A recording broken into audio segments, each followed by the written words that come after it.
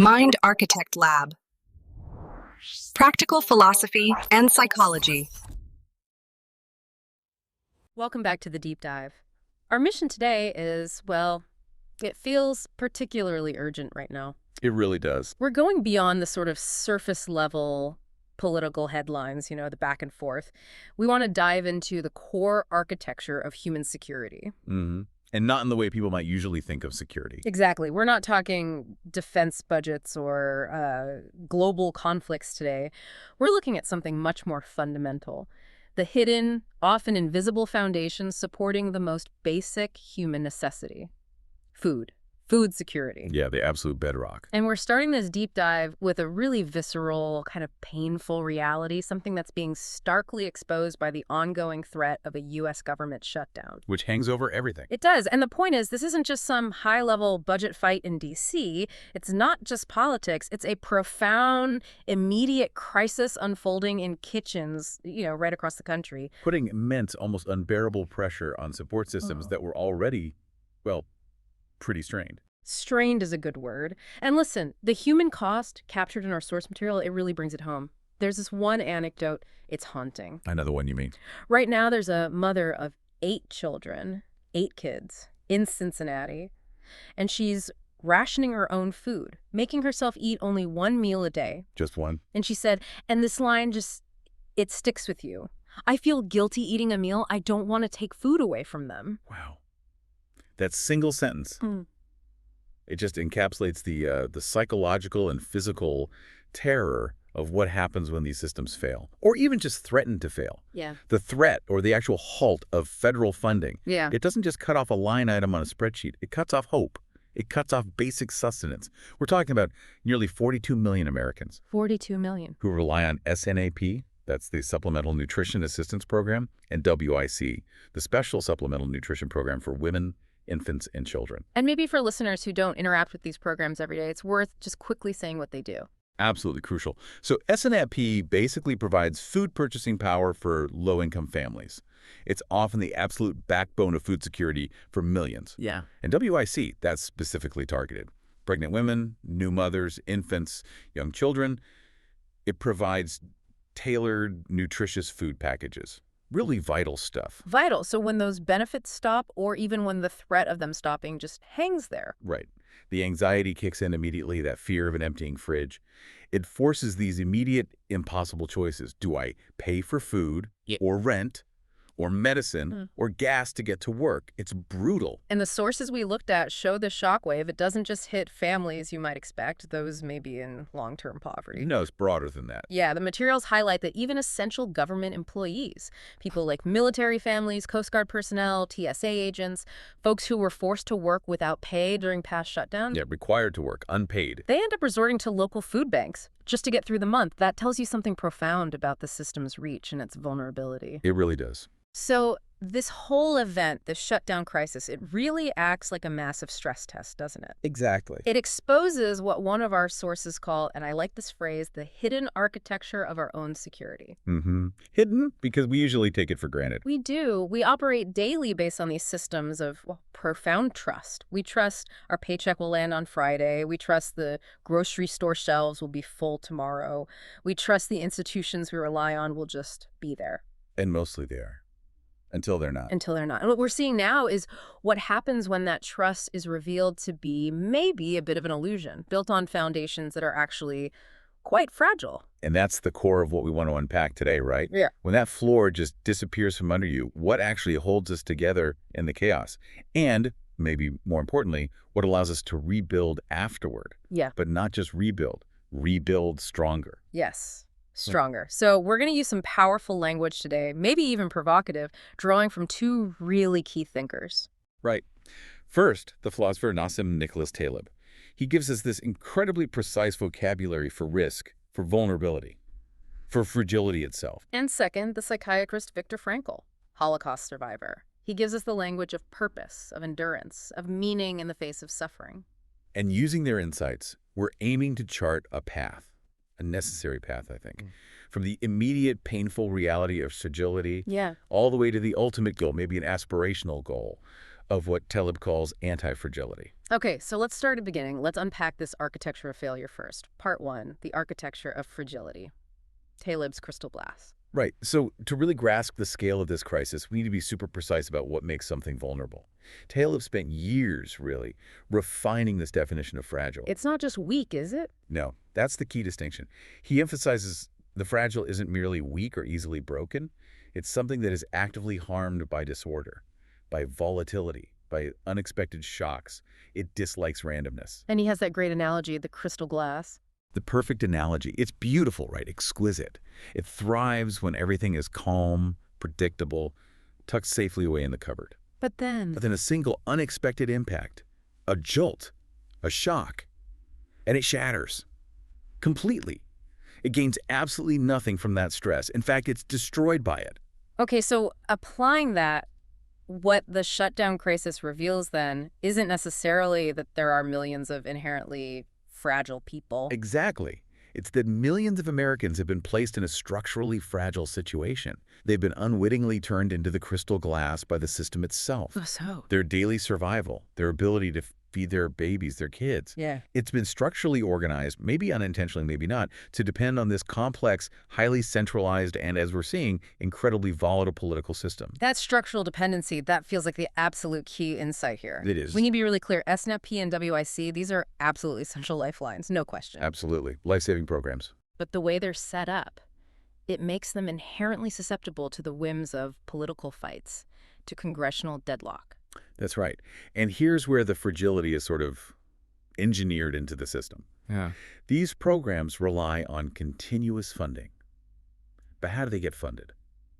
Through this really precarious mechanism, annual appropriations, stopgap funding bills known as continuing resolutions, CRs. Which means every year or sometimes every few months. They're back on the chopping block. This structural reliance on yearly or even monthly political agreement makes them incredibly vulnerable targets for systemic shocks, like a shutdown. They are, by their very definition, dependent on smooth, predictable governance. Which feels like a pretty rare commodity these days. You could say that. So they're designed for calm, but exist in a volatile world. That's fragility. And the analysis in our source material points out this goes beyond just, bureaucratic inefficiency or political squabbling. Oh, yeah. This structural weakness gets dangerously amplified when basic necessities like food for children get transformed into a political weapon, a bargaining chip. It becomes a tool of negotiation. The analysis points directly to conscious decisions made during past impasses. Things like an administration choosing not to release contingency funds that could have eased the immediate suffering. Or, even more cynically, the use of hunger itself. The prospect of millions going hungry as a powerful coin of exchange in these high-stakes political negotiations. So the political actors, they know the impact. They absolutely know. They know that turning off the food supply for 42 million people creates almost unimaginable political pressure. It forces the other side's hand. It's leverage. So what should be a routine budget process gets twisted into an existential threat for millions of vulnerable families. The government, which is supposed to be the safety net. Right, because the source of the instability. Intentionally, in some cases. It's like the political equivalent of deliberately shaking the cupboard where all those crystal glasses are sitting, just to see who flinches. Wow. That forces us into a really difficult distinction, doesn't it, between the right to food and the mechanism for delivering it. It does. And we have to grapple with this. Access to food. You can argue, and I think rightly, that it's a fundamental human right. But if you structure the delivery of that right through a federal program that is constantly politicized, constantly vulnerable to shutdown threats, you create an inherent profound fragility. So the structure itself creates the vulnerability. The sheer ability of the system to be switched off like a light switch makes it an incredibly effective tool for political negotiation because the impact on millions is so instantaneous and devastating. The more centralized the delivery of a fundamental need is, The more fragile the entire population becomes to shocks in that center. Precisely. Dependence on a single volatile source is the definition of fragility. And the damage, as you said, it doesn't just stop with the people directly receiving SNAP or WIC. That shockwave, it ripples outwards. It creates these devastating second and third order impacts that destabilize the whole community ecosystem. It's a cascading failure. You see it immediately in local economies. Think about supermarkets, grocery stores, especially those in lower income neighborhoods. They rely heavily on SNAP dollars. Hugely. So when 42 million people suddenly lose their food purchasing power, those stores face massive, instantaneous revenue losses. SNAP benefits are serious economic drivers. And that financial hit, it can quickly lead to cutting hours for staff or even layoffs. So the fragility spreads from food security for one group to job security for another. Exactly. It jumps systems. And then think about the charity system, the food banks. You mentioned they're meant to supplement, not replace. Right. They're designed for the gaps, for emergencies, not to carry the entire load.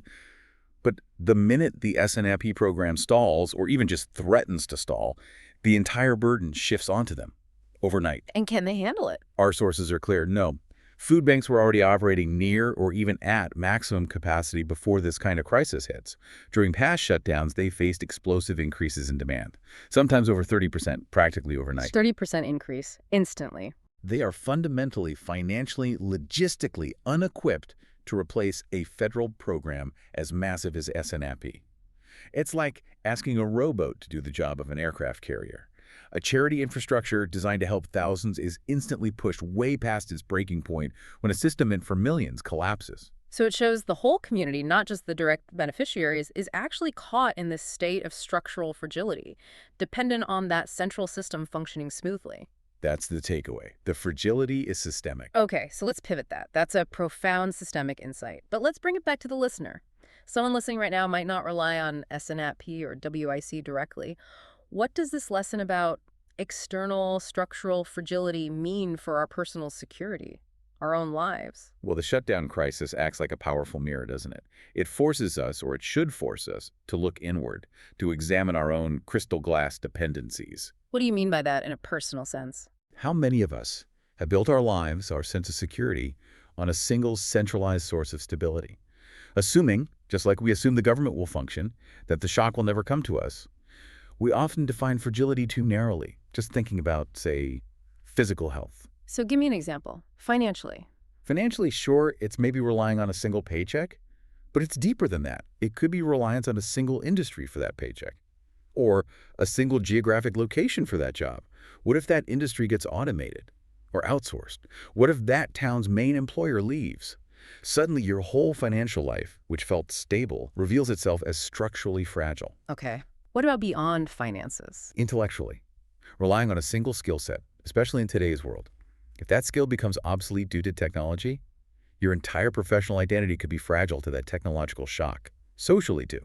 Relying entirely on maybe just your spouse or a tiny nuclear family for all emotional support, all logistical backup. What happens if that relationship ends? Or that family faces its own crisis? You become isolated, fragile. So it's about identifying those single points of failure in our own lives, that reliance. That's the personal version of structural fragility, just waiting for an unexpected shock. Exactly. And the hard truth is, the shock always comes, eventually.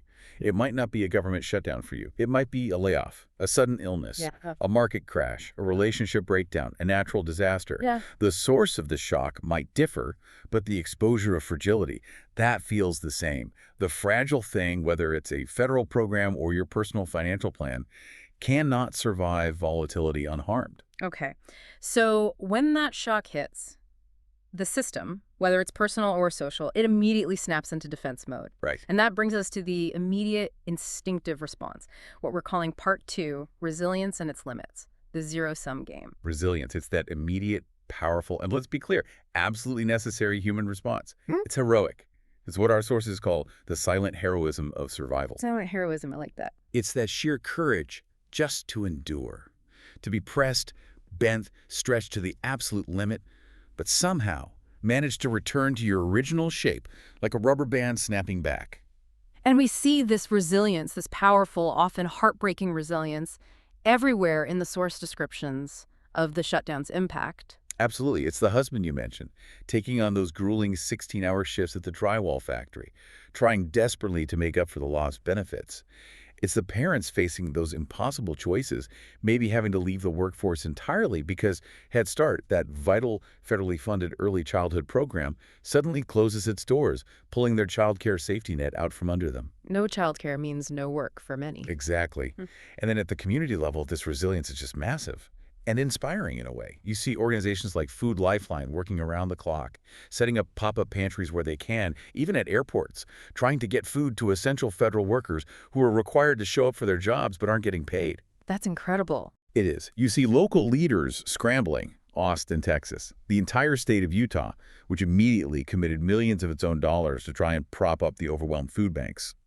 It's this huge collective effort to frantically patch this safety net as it's tearing apart. It's heroic, it's necessary, but here's where we have to introduce the crucial distinction, the one Taleb really hammers home, the distinction that clarifies why resilience, while absolutely vital in the moment, is ultimately not enough. It's insufficient for true long-term security. Yes, we need to clearly separate three states, three responses to shock.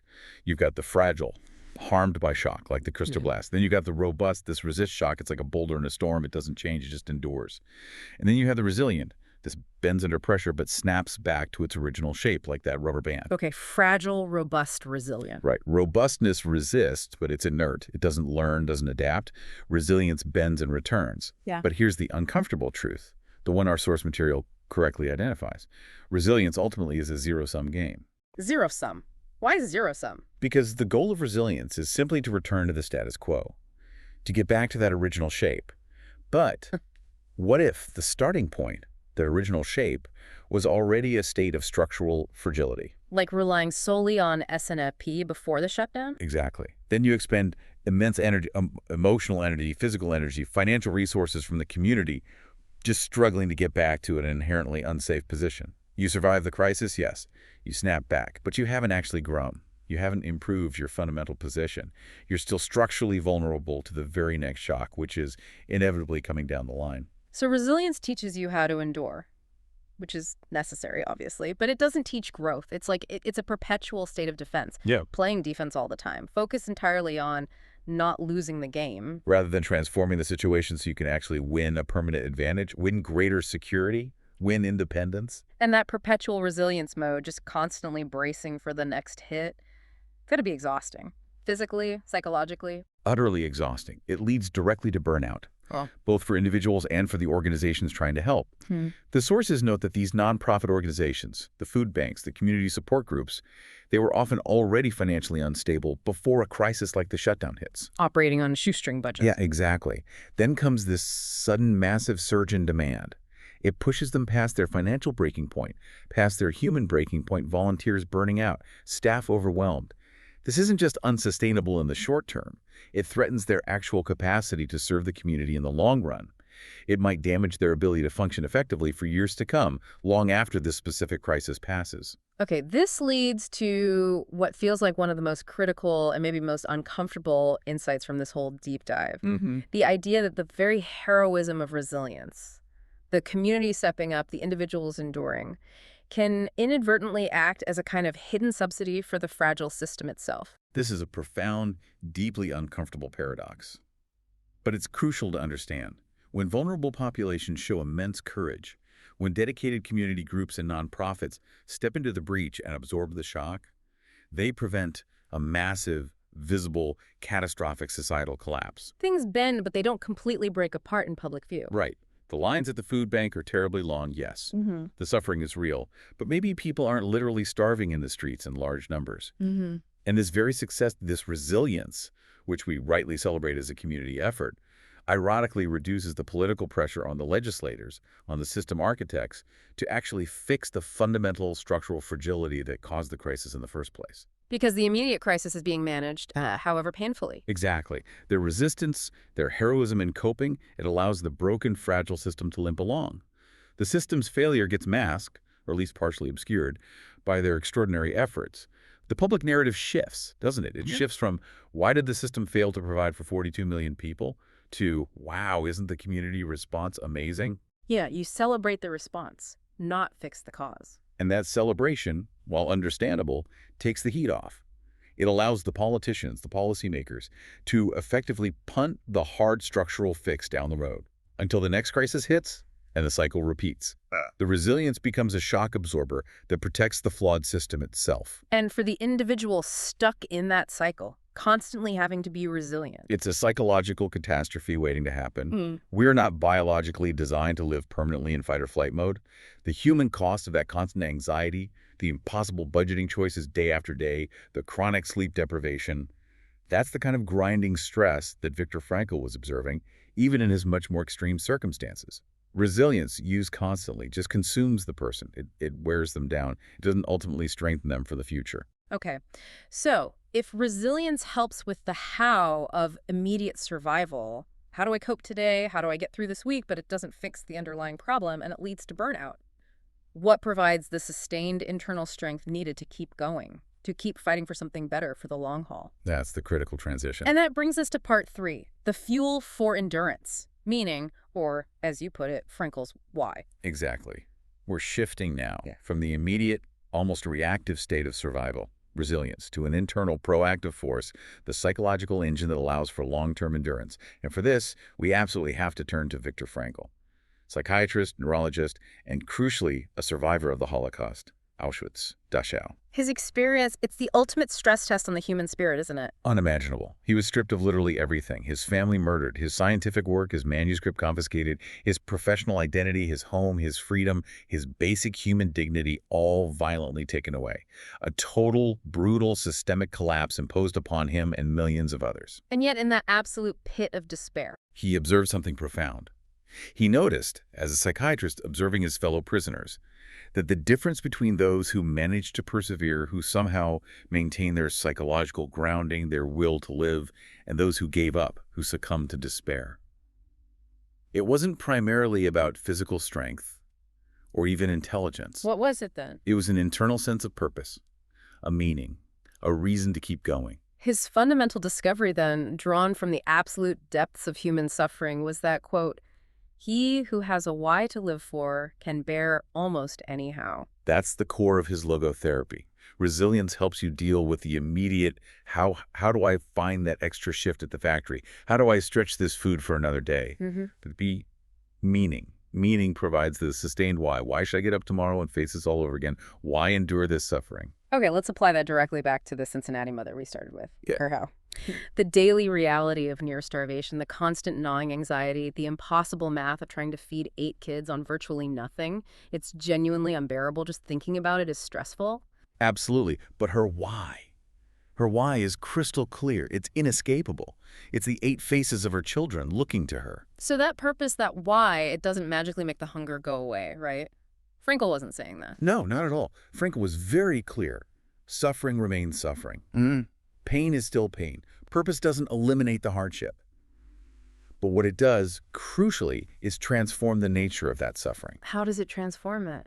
Instead of feeling like passive victimhood, like you're just being done to by this impersonal, cruel system, her hardship gets reframed. It becomes a purposeful sacrifice.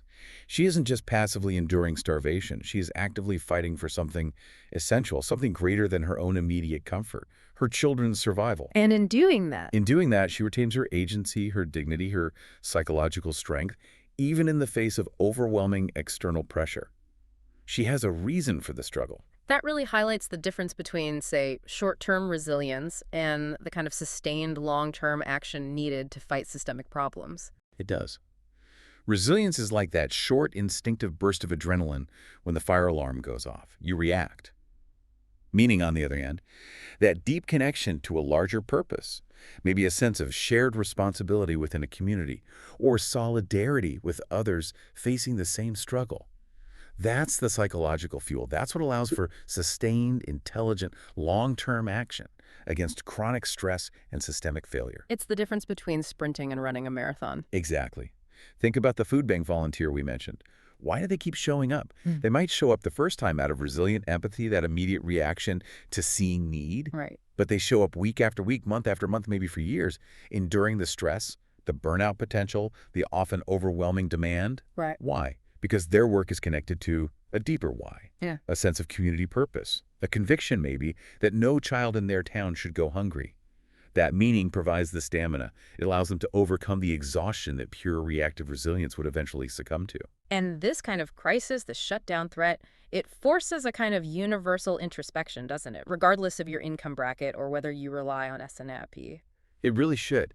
In times of stability, when things are comfortable, we tend to focus almost all our energy on optimizing our external how, right? Yeah, getting a better job, a bigger house, a nicer car. A better investment portfolio, optimizing for material comfort, convenience, all the hows of living.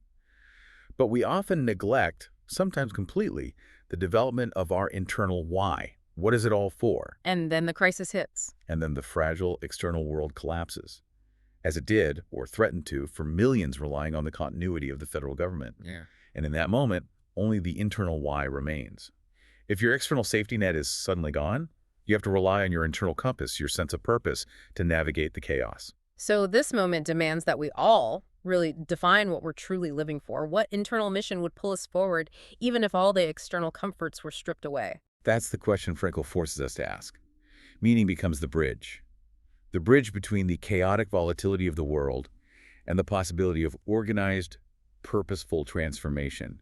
It fuels the next step. Okay. So we've identified fragility as the dangerous exposure, resilience as the necessary but limited initial coping mechanism, and meaning as the essential sustained fuel for endurance. Yeah. But we still need a permanent solution, right?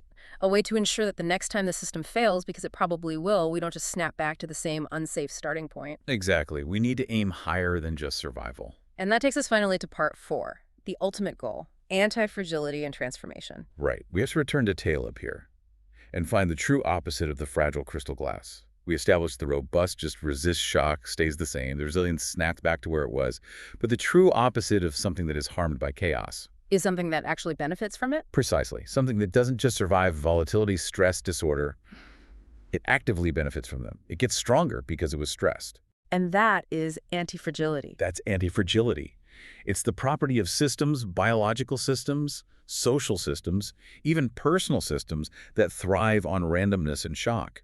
The entity that, in a way, loves volatility, because those unpredictable events provide the necessary feedback, the crucial pressure to force adaptation, reorganization, and ultimately improvement. Can you give some examples? Where do we see this? It's everywhere when you start looking for it. Think biologically. Your muscles don't grow stronger sitting on the couch in perfect calm. No, you have to stress them. Exercise. Right, you stress them through exercise, you cause tiny micro tears. And the body's response isn't just to repair, it's to rebuild them stronger, more capable than before, anticipating future stress. That's antifragile. Your immune system. Yeah. It doesn't get stronger by avoiding all germs. It learns from exposure. It learns and strengthens from exposure to germs, to viruses. It uses the shock of infection as information to build better defenses. The antifragile response is fundamentally evolutionary, not just defensive. It uses pain, stress, failure as valuable data for growth. So the mindset shift here is absolutely crucial. It's transformative. Totally. The fragile mind prays, please, oh please, let nothing change, keep everything stable. The resilient mind grits its teeth and declares, okay, I will survive this change, I can endure this. But the antifragile mind? The antifragile mind asks a different question entirely. Yeah. It asks, okay, this sucks, this hurts, but how can this change, this stress, this failure, make me stronger, make me more independent, make me fundamentally more secure in the long run?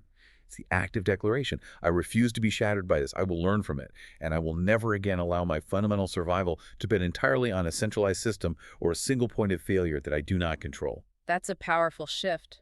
From victim to learner. Architect. Architect of your own improved future. Yeah. Exactly. Okay, let's make this concrete. Let's look at the real-world case studies, the examples emerging from this shutdown threat that actually embody this radical shift towards anti-fragility. These are communities moving beyond just temporary coping towards permanent, sovereign strength. And some of the most profound, maybe most historically relevant examples come from the response of several Native American nations, because they are actively, consciously using this shock from the federal system The threat of funding cuts. to strengthen their own internal sovereign food systems, this concept of soberanie alimentar, or food sovereignty. This feels like a perfect example of anti-fragility in action. They're not just sitting back and waiting for the fragile federal government to maybe fix itself. They're activating their own resources, their own culture, to build parallel, independent infrastructure. Absolutely. It's proactive. The source material details how, faced with the threat of federal food distribution programs being cut off, the Blackfeet Nation in Montana authorized the slaughter of 18 buffalo from their own tribally managed herd to provide meat directly to their community members. Using their own sovereign resources. And similarly, the Penobscot Nation in Maine, they didn't just wait for federal funds. They proactively realigned $200,000 of their own tribal funds and put out a call to tribal hunters to donate moose and deer meat, specifically to feed their elders and vulnerable families. We really need to pause and absorb the significance of this. This isn't just handing out emergency food boxes. No, it's far deeper than that. The Blackfeet Nation turning to the buffalo, they're not just filling empty bellies for a week. They are deliberately turning back to traditional, culturally vital practices. Practices that inherently reduce their future reliance on the fragile external federal system. They are shortening their food supply chain down to 0 degrees of separation from their own land, their own heritage. It's a conscious act of delinking. It's deliberate. It's transformative. It's potentially generational in its impact. They are taking the stress or the failure or potential failure of the fragile federal system and using it as a direct catalyst to build something more robust, more culturally resonant, and entirely locally controlled, their own source of security. They're exercising sovereignty. It's exactly. Exercising sovereignty, taking control of their own resources, defining their own terms of food security. And here's the anti-fragile part. If the federal funds do disappear again next year or the year after, they will be measurably stronger, more organized, more capable because of the organizational muscle, the logistical knowledge, the community connections they were forced to build this year in response to the stress. They grew stronger because of the shock. That is pure anti-fragility. It's a powerful reclaiming of control, a conscious uncoupling from the vulnerable central system. That really captures the essence of anti-fragility at a societal level. It does. Okay, we also see this anti-fragile idea playing out maybe on a different scale at the community level. Case study 2, the rise of mutual aid. This isn't a new concept, obviously, but it seems to surge during crises, and the shutdown threat specifically accelerated its visibility and structure in the U.S. Yeah, mutual aid is fascinating, and it's fundamentally different from traditional charity. That distinction is absolutely key to understanding its anti-fragile nature. How is it different? Traditional charity is usually hierarchical, right? Top down. An organization with resources provides help to those perceived as needy. Mutual aid, on the other hand, emphasizes solidarity, reciprocal exchange. It's horizontal. The idea is that everyone has needs, but everyone also has something to offer: skills, time, resources, knowledge. Everyone contributes and everyone benefits from the network. It's we take care of us. Okay, solidarity, not charity. Horizontal, not top-down. How does that make it anti-fragile? That shift in structure is precisely what gives it anti-fragile properties. These mutual aid networks are typically hyper-local, decentralized, often organized neighbor to neighbor, maybe through local online forums, community centers, even just flyers in apartment buildings. They deliberately bypass the traditional hierarchical nonprofit system. Which often has single points of failure. Exactly. Traditional nonprofits often rely on centralized funding sources, maybe a few key leaders. If that funding disappears or that leader leaves, the whole organization can falter. Mutual aid, because it's distributed, doesn't have a single point of failure. It's like a mesh network, a social technology. So when the shock hits, like a shutdown threat, The volatility acts like a catalyst. The stress doesn't break the network, it actually forces it to activate and strengthen. Neighbors who maybe only nodded politely before are now suddenly forced to communicate, coordinate, share resources, figure out logistics together. Who needs childcare? I have extra canned goods. Can anyone drive Mrs. Johnson to her appointment? the external failure forces internal connection. Yes. The more the central fragile system fails, the more the local decentralized mutual aid system is forced to organize, communicate, learn, and adapt. That stress strengthens the social fabric. It leaves the community more interconnected, more skilled in cooperation, better organized than it was before the shock hit. That is systemic growth through stress, the core principle of anti-fragility. If one local organizer gets overwhelmed or burns out, someone else can step up because the network is distributed, not dependent on one person. It builds collective capacity. Precisely. Okay, our third case study gets into infrastructure. Building new infrastructure. making that necessary leap from just temporary fixes like the pop-up pantries to creating permanent local control over food logistics and supply chains. Yeah, this is about moving beyond the immediate resilient response, which is always temporary by nature.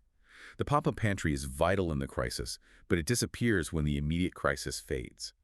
The anti-fragile response says, okay, this crisis revealed a weakness. Let's use this moment, this urgency, maybe even this emergency funding, to build something permanent that reduces our long-term external dependency. So not just patching the hole, but building a better boat. Exactly.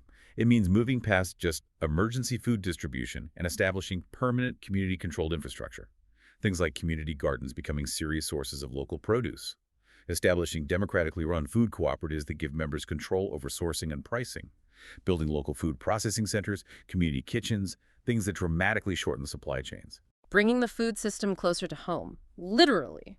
Removing the need for Washington's budget approval for food to arrive on your plate. That's the goal. For example, our sources mentioned a really interesting pivot made by the Create Better Health program run by Utah State University Extension. When faced with federal funding disruptions and uncertainty, They didn't just ask for more money or wait. no, they fundamentally rethought their operating model. They transitioned away from a heavily centralized, grant-dependent structure towards a more flexible, community-based hub model. They intensified their focus on local knowledge sharing, skill building within the community itself. How is that anti-fragile? In two key ways. First, by decentralizing into community hubs, they shortened their own organizational supply chain, making the program itself less vulnerable to distant political shocks or funding cuts from a single source. It became more distributed. Second, and maybe more importantly, by focusing intensely on skill building within the community, teaching cooking, gardening, budgeting, nutrition, they're increasing the inherent anti-fragility of the individuals and families they serve. Because a skill can't be taken away by a shutdown. Exactly. A skill, once learned, is a form of permanent capital. It's a resource you own, independent of external systems. Teaching someone to grow some of their own food or cook nutritious meals from basic ingredients makes them fundamentally less fragile, less dependent than just handing them a box of processed food. It builds capacity. So these examples, the tribal sovereignty, the mutual aid networks, the local infrastructure hubs, they all share that crucial thread, don't they? They are all actively choosing to build structures that run parallel to and increasingly independent of the fragile central system.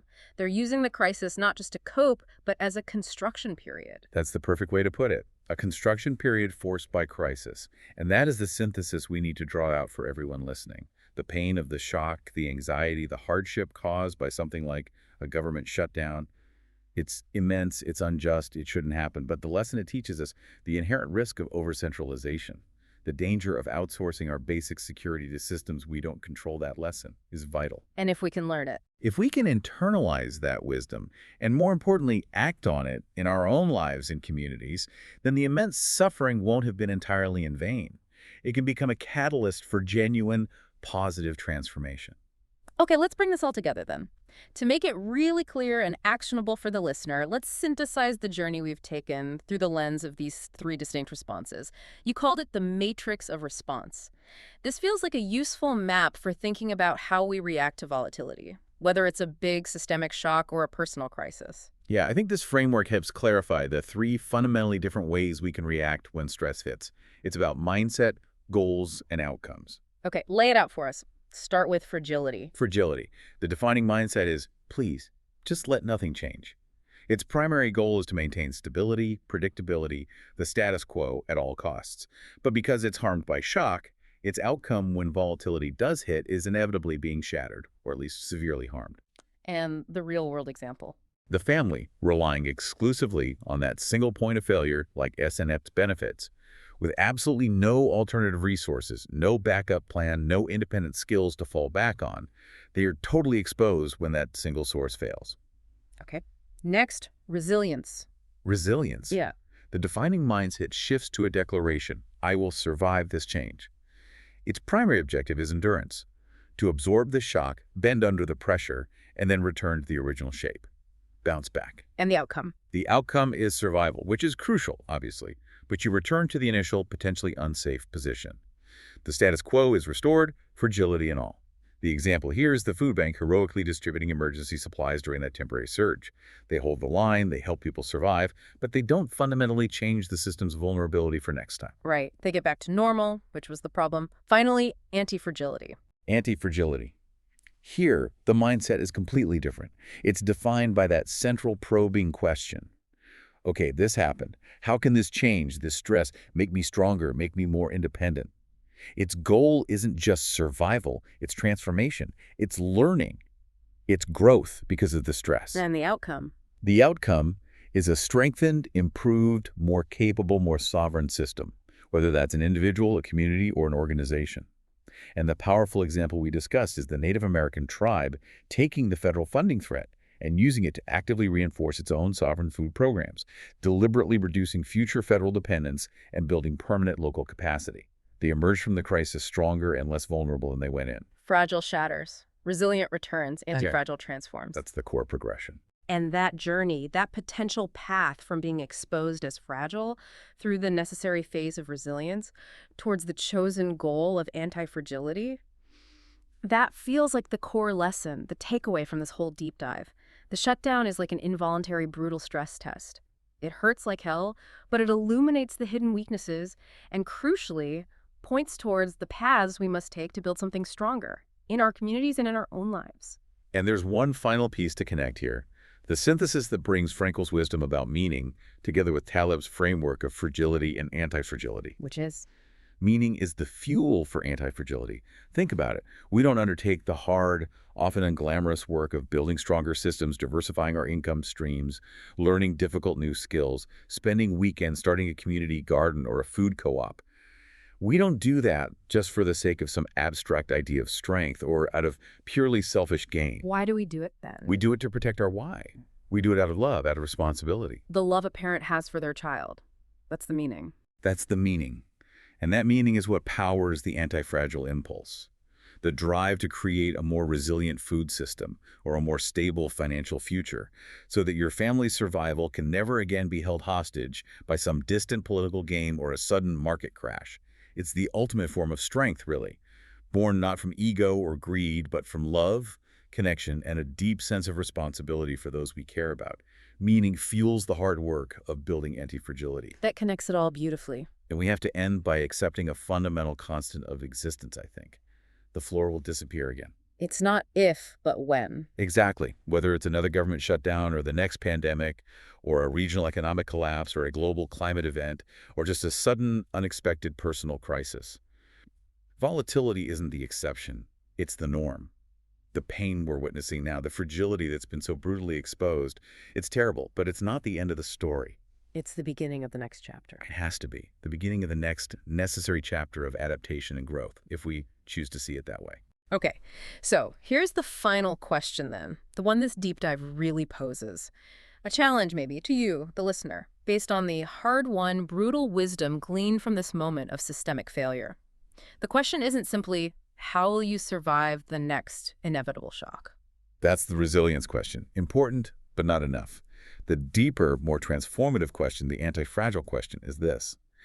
Who will you choose to become because of this? Because of the stress, because of the failure, because of the exposure. Yes. We challenge you, listening right now, to take a hard, honest look. Identify those crystal glass dependencies in your own life.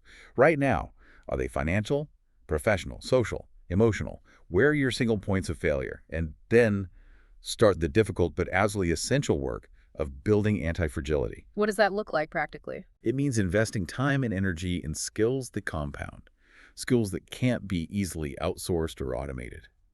It means diversifying your income streams, yes, but also diversifying your social capital building, stronger, wider, more reciprocal community connections. It means consciously shortening your personal supply chains, where you can maybe learning to grow some food, repair things, rely less on complex, distant systems for your basic needs. It's work, hard work. It is hard work, but it's the only way to ensure that the next time the shock comes, and it will come, you won't just endure it. You will have positioned yourself and maybe helped position your community to systematically learn and grow from it, making yourself and those around you inherently stronger, more capable, and genuinely more secure. A really profound thought to end on. Transforming an analysis of, well, a political and bureaucratic failure into a deep lesson in personal agency and potential power. Thank you for joining us on the Deep Dive. Thank you. We'll be back soon with more insights drawn from the sources you share with us.